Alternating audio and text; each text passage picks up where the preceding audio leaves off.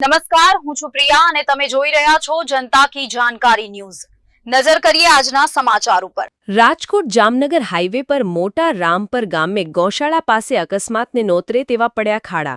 વારંવાર આ જગ્યા પર ખાડા પડે છે। તંત્ર આવે, કાચું મટીરિયલ નાખીને જતા રહે। 2-3 દિવસ ના થાય ત્યાં રોડની હાલત ખરાબ થઈ જાય છે।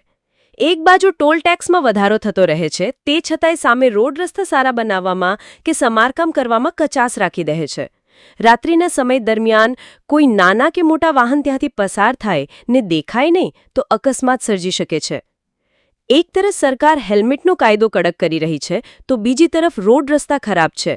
વાહન ચાલકો દ્વારા એવું કહેવામાં આવી રહ્યું છે કે સરકાર ટેક્સ શા માટે લે છે? જો રોડ રસ્તા સારા બનાવવામાં હોય કે સમારકામ ન કરવા હોય તો ટોલ ટેક્સ બંધ કરી દો।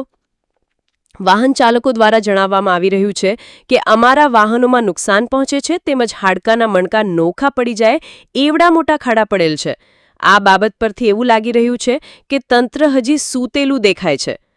આવીને આવી બેદરકારી ક્યાં સુધી ચાલશે? વહેલામાં વહેલી તકે રોડ પર પડેલ તમામ ખાડાઓનું સમારકામ થાય એવી વાહન ચાલકોની માંગ છે।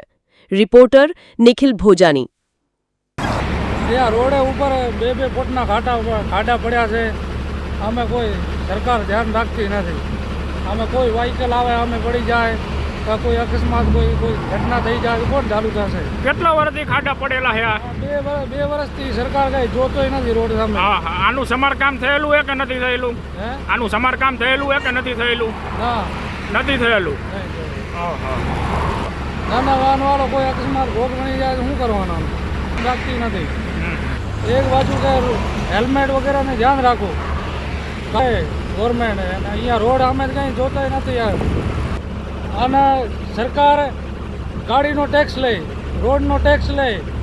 રોડ 2 વર્ષથી તૂટેલી પડી એ બધી, તો રોડ ટોલ ટેક્સ ચાલુ છે તો કેને ટેક્સ કેનો લે?